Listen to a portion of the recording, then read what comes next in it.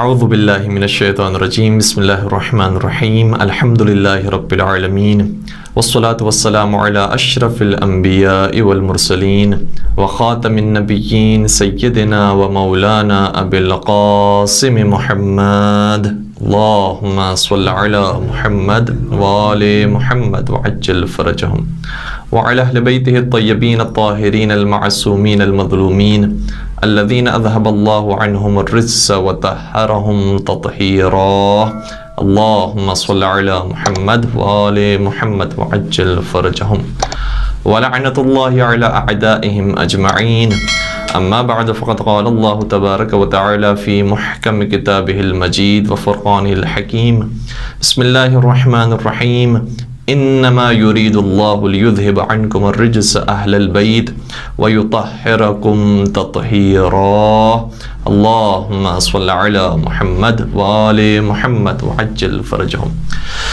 عزیزان گرامی قدر، سب سے پہلے تو ہم بزم حسینی کا شکریہ ادا کرتے ہیں کہ جنہوں نے اتنی خوبصورت سی مقصد حسین چینل کا شکریہ ادا کرتے ہیں کہ جنہوں نے اتنی خوبصورت سی محفل اور بزم سجائی جس میں اہل بیت کرام علیہ السلام کا تذکرہ ہو رہا ہے، اور یہ تذکرہ تو ہم اور آپ صرف اپنے آپ کو اس فہرست میں شامل کرنے کے لیے آتے ہیں، ورنہ یہ تذکرہ قیامت تک انشاءاللہ ہوتا رہے گا۔ اہل بیت کرام علیہ السلام کے حوالے سے، اور اگر خود ہمارے ینگسٹرز اس لفظ کو سرچ کریں، قرآن کریم میں اہل بیت کا لفظ کتنی مرتبہ اور کن مواقع پر استعمال ہوا ہے، تو 2 مقام پر لفظ اہل بیت آیا ہے۔ ایک مرتبہ حضرت ابراہیم علیہ السلام کے خانوادے اور ان کی فیملی کے لیے اہل بیت کا لفظ آیا ہے، اور دوسری مرتبہ یہ لفظ آیا ہے تو نبی اکرم کے خانوادے کے لیے آیا ہے۔ اور چونکہ یہ موضوع اس لیے زیادہ غور طلب بنتا ہے کیونکہ نبی اکرم نے اپنے وقت آخری فرمایا تھا کہ انی تارک فیکم الثقلین کتاب اللہ وعترتی اہل بیتی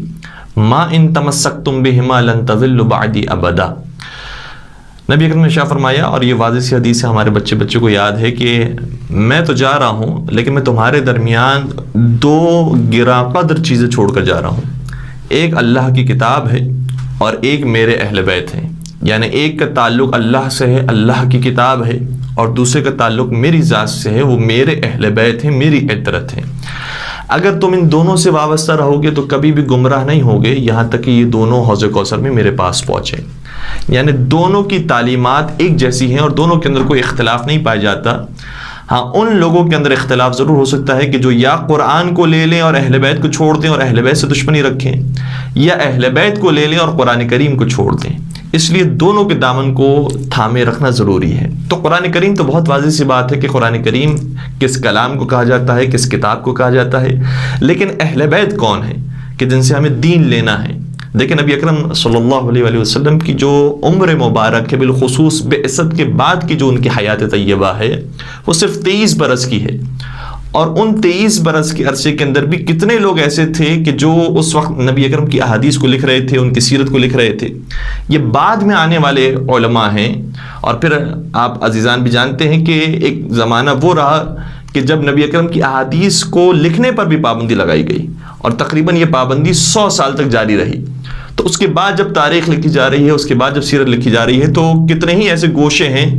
کہ جو ہم تک نہیں پہنچ سکیں، اور اسی طریقے سے اگر کچھ گوشے ہم تک پہنچے بھی ہیں تو بہت سے ایسے اسلام دشمن عناصر تھے جنہوں نے جھوٹی روایتیں اور جھوٹی احادیث نبی اکرم سے منسوب کی، اور وہ کتابوں کے اندر ذکر ہوئی۔ تو کوئی ایسا ہو جو بیان کرے کہ نبی اکرم کس طریقے سے زندگی گزارا کرتے تھے اور آج ہمیں کس طریقے سے زندگی گزارنی ہے۔ تو اگر دین لینا ہے تو بعض جو ہمارے برادران ہیں انہوں نے کام کیا کہ جو نبی اکرم کے اصحاب تھے ان سے دین لیا، اور اگر اصحاب با وفا ہیں تو ان سے بھی دین لیا جا سکتا ہے۔ لیکن میں کہوں گا کہ اصحاب با وفا میں اور اہل بیت کرام میں بہت بڑا فرق ہے۔ وہ فرق یہ ہے کہ صحابی کتنا ہی معتبر، کتنا ہی مقدس، کتنا ہی معصوم اور کتنا ہی پیارا کیوں نہ ہو، بہرحال وہ دائرہ اسلام میں آنے کے بعد مسلمان کہلا سکتا ہے، مؤمن کہلا سکتا ہے، صاحب ایمان کہلا سکتا ہے، لیکن کل ایمان کی سند نہیں پا سکتا۔ کل ایمان کی سند صرف اہل بیت کرام علیہ السلام کو ملتی ہے، عصمت کی سند صرف اہل بیت کرام علیہ السلام کو ملتی ہے۔ اس لیے دین اگر ہمیں لینا ہے تو اس سے لینا ہے کہ جو کل ایمان ہو۔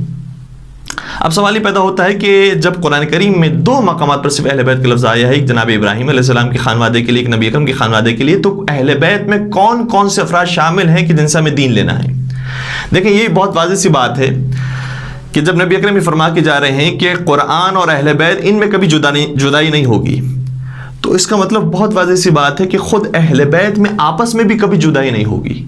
یعنی جو بات پہلا کہنے والا ہے وہی دوسرا آ کر اس کی تائید کرے گا، اور جو دوسرا کہنے والا ہے وہ تیسرا آ کر اس کی تائید کرے گا. جس طریقے سے حضرت آدم علیہ السلام جو پیغام لے کر آئے اس کی تائید حضرت نوح علیہ السلام نے کی، حضرت نوح جو پیغام لے کر آئے اس کی تائید حضرت ابراہیم علیہ السلام نے کی. کبھی بھی انبیاء کے درمیان کوئی اختلاف نظر نہیں آئے گا. اسی طریقے سے جب اہل بیت اور قرآن میں اختلاف نہیں ہو سکتا تو خود اہل بیت کے اندر کیسے اختلاف ہو سکتا ہے؟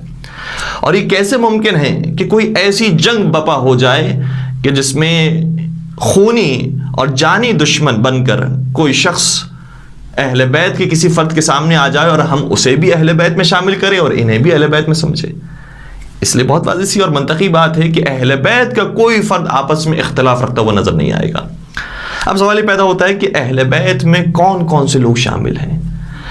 اور یہ جو آیت میں نے آپ کی خدمت میں ثنا کلام کے طور پہ پیش کی جس میں ارشاد ہوتا ہے، اور آپ تمام کو یہ آیات حفظ ہوں گی، اور آیات یہ حفظ ہونا ضروری ہے ہمارے بچوں کے اور ہماری آنے والی نسلوں کے لیے بھی. یہ پیغام ہمیں چھوڑ کر جانا ہے کہ ان باتوں کو ہمیشہ یاد رکھا جائے.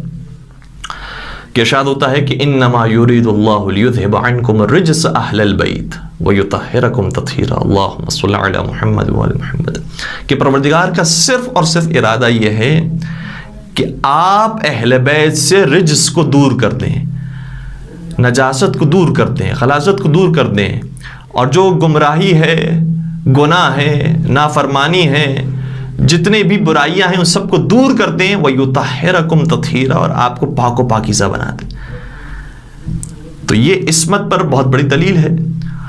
اب سوال یہ پیدا ہوتا ہے کہ یہ اہل بیت میں افراد کون کون سے شامل ہیں؟ تو ہم اپنی کتابوں کے حوالے پیش نہیں کر رہے، ہم خود اپنے برادران کی اور دیگر مسلمان مذاہب سے مسالک سے تعلق رکھنے والے، اور الحمدللہ تمام مکاتب فکر نے اس روایت کو نقل کیا ہے. صحیح مسلم کے اندر یہ روایت پائی جاتی ہے، اور یہ روایت جناب عائشہ سے منقول ہے. وہ یہ فرماتی ہیں کہ نبی اکرم میرے حجرے سے خارج ہوئے، خرج النبی، نبی اکرم میرے حجرے سے باہر نکلے، وعلیہ مرط مرحل من شعر اسود، اور انہوں نے اپنے دوش پر جو عبا پہنی ہوئی تھی وہ سیاہ رنگ کے بالوں سے بنی ہوئی تھی، یعنی جانور کے سیاہ رنگ کے بالوں سے بنی ہوئی تھی. اور اس حالت میں داخل ہوئے، اور اس حالت میں میرے حجرے سے باہر تشریف لے گئے، پھر کسی اور کے حجرے میں تشریف لے گئے، اور کس کے حجرے میں گئے اس روایت میں ذکر نہیں ہوا، لیکن انشاءاللہ میں آپ کی خدمت کی روایت بھی پیش کروں گا تو واضح ہو سکے گا کہ کس کے حجرے میں تشریف لے گئے تھے. اور پھر وہاں پر روایت یہ کہتی ہے کہ امام حسن علیہ السلام تشریف لائے، امام حسین علیہ السلام تشریف لائے، مولا متقیان تشریف لائے، شہزادی زہرا سلام علیہ تشریف لائی، اور پھر نبی اکرم نے اس عبا کو ان چاروں ہستیوں کے اوپر ڈالا، اور یہ آیت نازل ہوئی کہ انما یرید اللہ لیذھب عنکم الرجس اہل البیت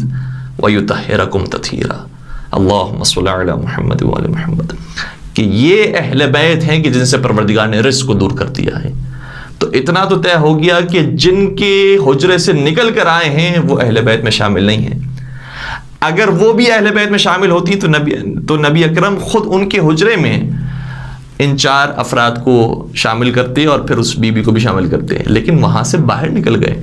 تو جسے نبی اکرم شامل نہ کریں، کیا کوئی امتی یہ جرت کر سکتا ہے کہ اسے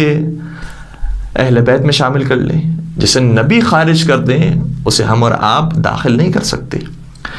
اور یہ ایک روایت صحیح مسلم کے اندر موجود ہے. پھر سنن ترمذی کو دیکھیے، یہ سائے ستہ میں سے ایک اہم ترین کتاب ہے برادران اہل سنت کی. اس کے جملے ہیں اور اس میں بتایا گیا ہے کہ کس کے حجرے میں نبی اکرم تشریف لے گئے تھے. جناب ام سلمہ، ام المومنین جناب ام سلمہ یہ روایت کرتی ہیں کہ نبی اکرم میرے حجرے میں تشریف لائے،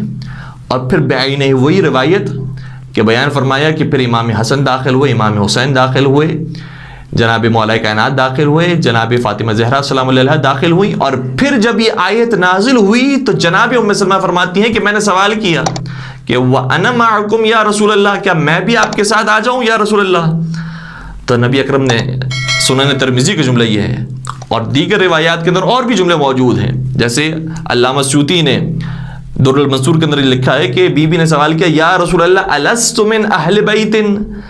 یا رسول اللہ کیا میں اہل بیت میں سے نہیں ہوں؟ باقاعدہ جملے جو میں ترجمہ آپ کی خدمت عرض کر رہا ہوں، نبی اکرم نے شاہ فرمایا، اور وہاں پر بھی یہ جملے ہیں کہ انکی الی خیر، آپ خیر کے راستے کی طرف تو ہیں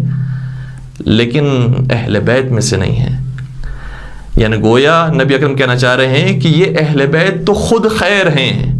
آپ خیر کے راستے کی طرف تو آ سکتی ہیں لیکن خود خیر نہیں بن سکتی۔ یہ ہستیاں وہ ہیں کہ جن کا تعلق پروردگار سے، پروردگار کی بھیجی ہوئی ہستیاں ہیں۔ اور اسی روایت کے اندر جسے ہم نے آپ کی خدمت عرض کیا در المنصور میں باقاعدہ آگے کا جملہ یہ ہے کہ انکی الی خیر انکی من ازواج النبی، آپ نبی کی ازواج میں سے تو ہیں لیکن نبی کے اہل بیت میں سے نہیں ہیں۔ تو اہل بیت نبی ہونا اور ہے، ازواج نبی ہونا اور ہے۔ اور نبی اکرم جو فرما کے جا رہے ہیں کہ میرے بعد جب تمہیں دین لینا ہے تو کہاں سے لینا ہے؟ ایک قرآن سے لینا ہے، دوسرا ازواج نبی نہیں فرمایا، اصحاب نبی نہیں فرمایا، فرمایا اہل بیتی، میرے اہل بیت سے لینا ہے۔ تو جو اہل بیت کے اندر شامل ہو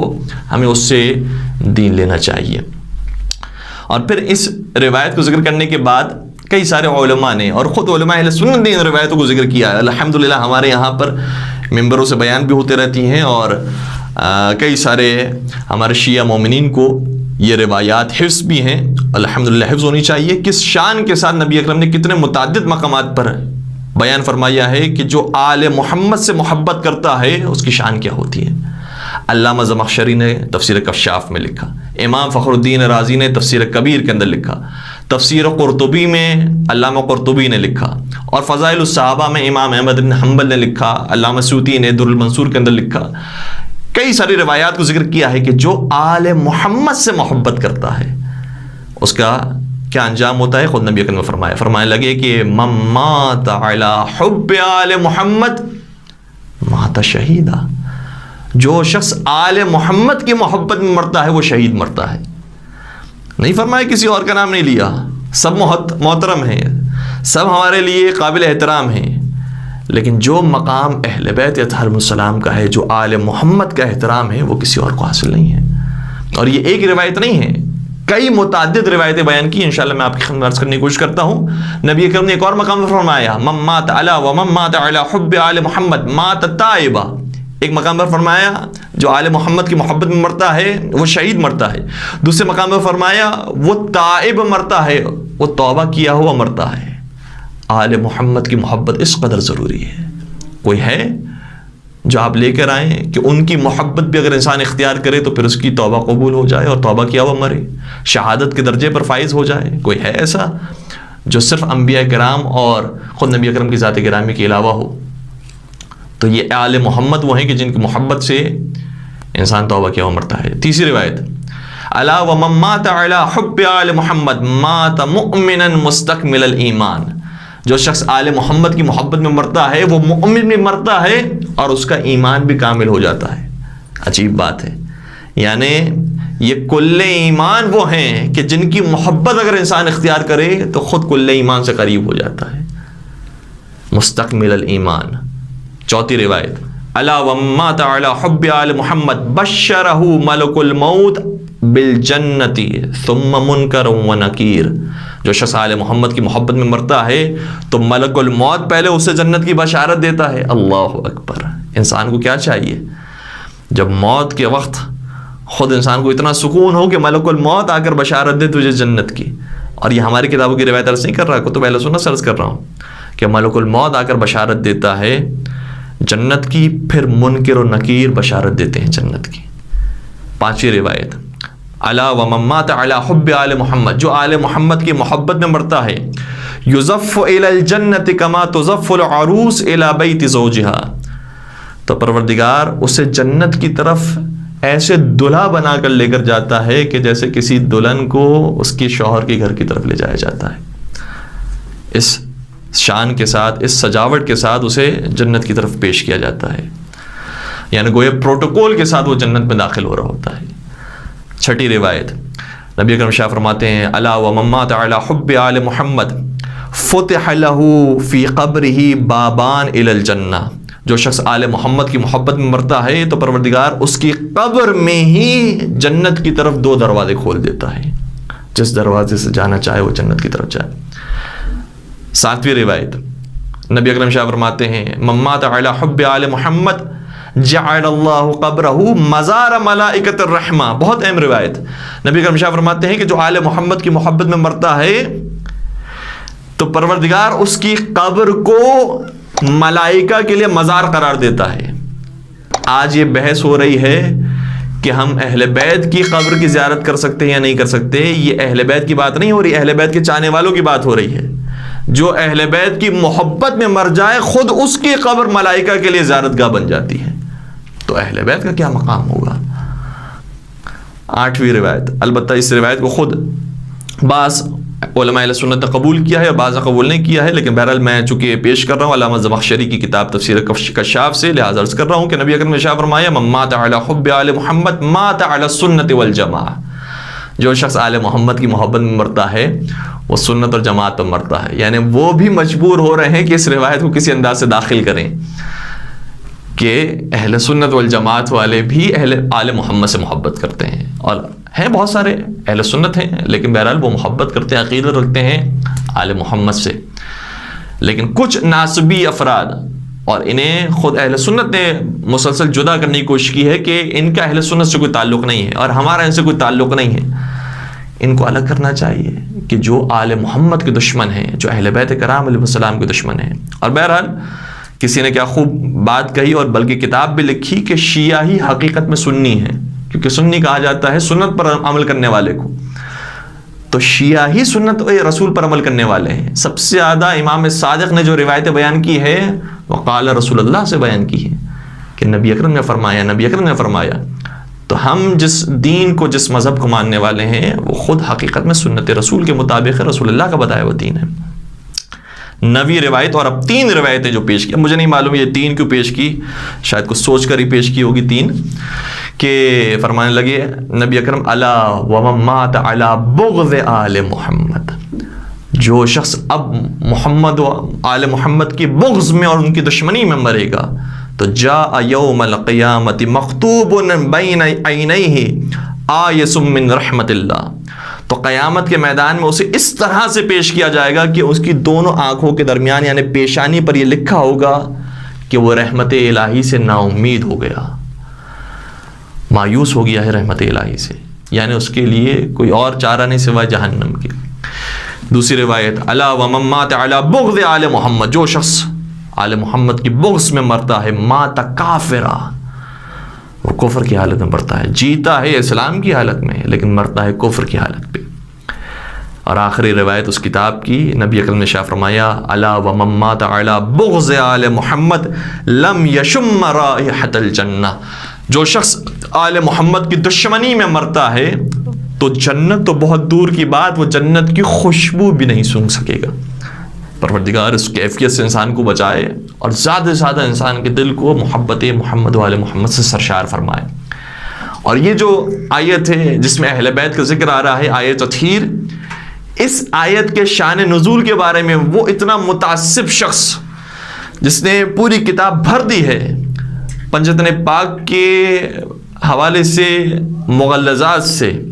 لیکن اس کے باوجود بھی ابن تیمیہ نے اپنی کتاب منہاج السنہ میں لکھا ہے کہ یہ آیت نازل ہوئی ہے تو فاطمہ زہرا، علی مرتضی، امام حسن، امام حسین کی شان میں نازل ہوئی۔ ہاں البتہ بعد میں کہا ہے کہ اس سے کوئی عصمت ثابت نہیں ہوتی، امامت ثابت نہیں ہوتی، تو یہ بھی تعجب ہوتا ہے اور ان کی عقل پر ماتم کرنے کا دل چاہتا ہے کہ نبی اکرم نے، کہ پروردگار عالم نے اتنی اہم آیت قرآن کریم میں نازل کی، اہل بیت کی طہارت کا ذکر ہو رہا ہے، ازواج کو باہر کیا جا رہا ہے، اصحاب کو باہر کیا جا رہا ہے، صرف یہ 4 افراد وہ ہیں کہ جو ابائے رسول کے اندر شامل ہیں، اور اس کے بعد یہ سوال ہو رہا ہے کہ اس سے کوئی عصمت ثابت نہیں ہوتی، اس سے کوئی امامت ثابت نہیں ہوتی، بس یہ ایسے ہی فضیلت کے اندر اور شان کے اندر بیان کر دیا۔ تو کم از کم یہ تو ثابت ہو گیا کہ یہ ہستیاں اور ہیں، اور وہ جو چادر سے باہر رہ گئیں ہستیاں وہ اور ہیں۔ یہ بالکل گویا کشتی نوح کی مثال ہے، اور یہ خود نبی اکرم نے بھی دی ہے کہ اہل بیت کی مثال کشتی نوح کی طرح ہے۔ مثل اہل بیتی کمثل سفینۃ نوح، میرے اہل بیت کی مثال کشتی نوح کی طرح ہے، جو اس میں سوار ہو گیا وہ نجات پائے گا۔ تو کشتی کے اندر ہر کوئی نہیں آتا، کوئی کشتی سے باہر ہے، کوئی کشتی کے اندر ہے، تو جو چادر کے اندر آنے والے ہیں وہ اور ہیں، اور جو چادر کے باہر رہ جانے والے ہیں وہ اور ہیں۔ درود پڑھ دیجیے گا محمد وآل محمد پر، اللہم صلی علی محمد وآل محمد وعجل فرجہ۔ اور پھر ایک بڑی خوبصورت روایت ہے جو خود اہل سنت کتابوں کے اندر پائی جاتی ہے کہ 5 ہستیاں صرف اس ابا کے اندر موجود نہیں ہیں، اس قصہ کے اندر 5 ہستیوں کے علاوہ بھی 2 اور ہستیاں ہیں جو موجود ہیں، اور یہ بھی میں اپنی کتاب سے نہیں، خود اہل سنت کتاب سے آپ کی خدمت میں عرض کر رہا ہوں۔ علامہ سیوطی نے بیان کیا، فرماتے ہیں کہ جب یہ آیت نازل ہوئی تو جناب ام سلمہ فرماتی ہیں کہ میرے گھر میں 7 افراد موجود تھے، 7 افراد موجود تھے۔ کون کون سے؟ نبی، حضرت علی، حضرت زہرا، حضرت امام حسن، حضرت امام حسین۔ پھر فرماتی ہیں کہ میرے گھر کے اندر جبرائیل اور میکائیل بھی آئے تھے، اور پھر یہ آیت نازل ہوئی ہے کہ انما یرید اللہ لیذھب عنکم الرجس اہل البیت ویطہرکم تطہیرا، اللہ اکبر۔ اور پھر جناب جبرائیل بھی، تفسیر امام حسن عسکری علیہ السلام سے ایک روایت آپ کی خدمت اور ہدیہ کروں، 11ویں سرکار بیان فرماتے ہیں کہ یہ آیت جب نازل ہوئی اور جبرائیل امی کی شان میں بھی آیت تھی، تو جب جبرائیل نے دوبارہ پرواز کی اور ملائکہ کی صف میں تشریف لے گئے تو ملائکہ نے ان کے نور کو دیکھ کر تعجب کیا۔ وہ جبرائیل جو ویسے ہی اتنے نورانی، ملائکہ نے ان کے نور کو دیکھا، کہا کہ یا جبرائیل، اے جبرائیل، آپ کا نور ویسا نہیں ہے کہ جیسے پہلے تھا، آپ کے نور کے اندر بہت اضافہ ہو گیا ہے، آپ بہت زیادہ نورانی تر ہو گئے ہیں، اس کی وجہ کیا ہے؟ تو جناب جبرائیل نے کہا پہلے تک میرے لیے اہل بیت کی آیت نازل نہیں ہوئی تھی، میں اہل بیت میں شامل نہیں تھا، اب میں محمد وآل محمد کی ایک ساتھ زیارت کر کے آ رہا ہوں، ان کی زیارت کی وجہ سے پروردگار نے میرے نور کے اندر اضافہ کر دیا۔ تو جن کے نور میں محمد وآل محمد کی زیارت کرنے کے بعد اضافہ ہو جائے، جو فرشتہ ہونے کے باوجود بھی نور میں اضافہ کر لے، تو ہم جیسے خاکی افراد اگر ان کی زیارت کر لیں تو ہمارے ایمانی نور کے اندر کس قدر اضافہ ہوگا۔ اور پھر جب یہ روایت بھی متعدد کتب اہل سنت کے اندر پائی جاتی ہے، لیکن اس کا بیک گراؤنڈ بھی ہم آپ کی خدمت عرض کریں کہ قرآن کریم کی ایک آیت نازل ہوئی ہے، وہ یہ ہے کہ وَأْمُرْ أَهْلَكَ بِالصَّلَاةِ، اے رسول آپ اپنے اہل کو یعنی اہل بیت کو نماز کا حکم دیجیے۔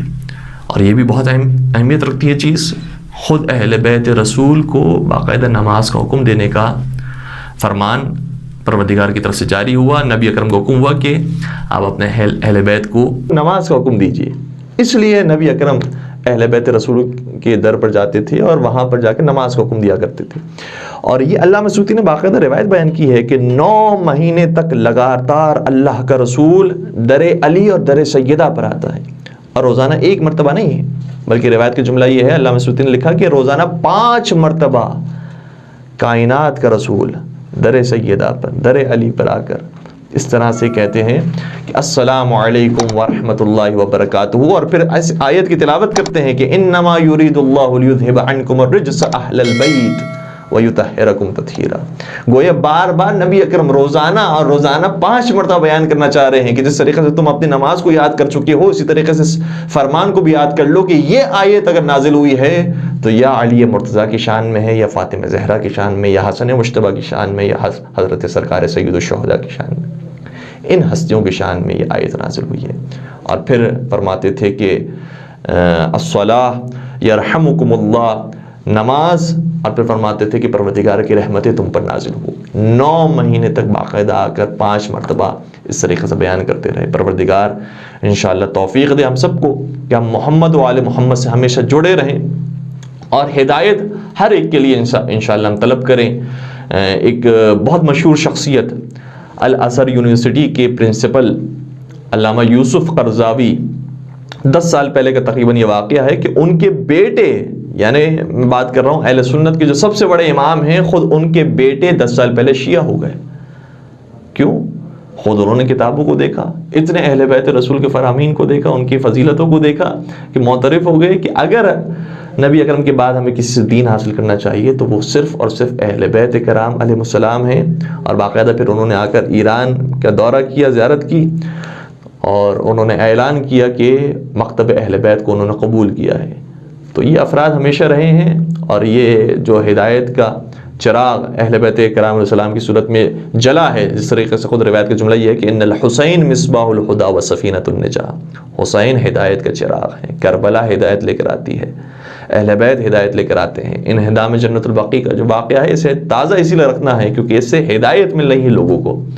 انشاءاللہ پروردگار تمام افراد کی ہدایت فرمائے، اور جو ہدایت کے راستے پر ہیں انہیں اس پر ثابت قدم رہنے کی توفیق عطا فرمائے۔ پروردگار عالم می سمیت عمار کا، عمار یاسر جیسوں کا حوصلہ ہم سب کو عطا فرمائے۔ پروردگار محبت محمد و آل محمد سے ہمارے دلوں کو سرشار فرمائے، ان کی زیارات کرنے کی ہم سب کو توفیق عطا فرمائے، ان کی شفاعت سے ہم سب کو بہرہ مند فرمائے، اور پروردگار تمام شیعان حیدر کرار کی جان مال سے تو کی حفاظت فرمائے، اور قائم آل محمد حضرت امام زمانہ عجل اللہ تعالی فرج الشریف کی ظہور پر نور میں تعجیل فرمائے، اور ہمیں ان کے اعوان و انصار عاشقین و محبین میں شمار فرمائے۔ ربنا تقبل منا انك انت السميع العليم وتب علينا انك انت التواب الرحيم برحمتك يا ارحم الراحمين۔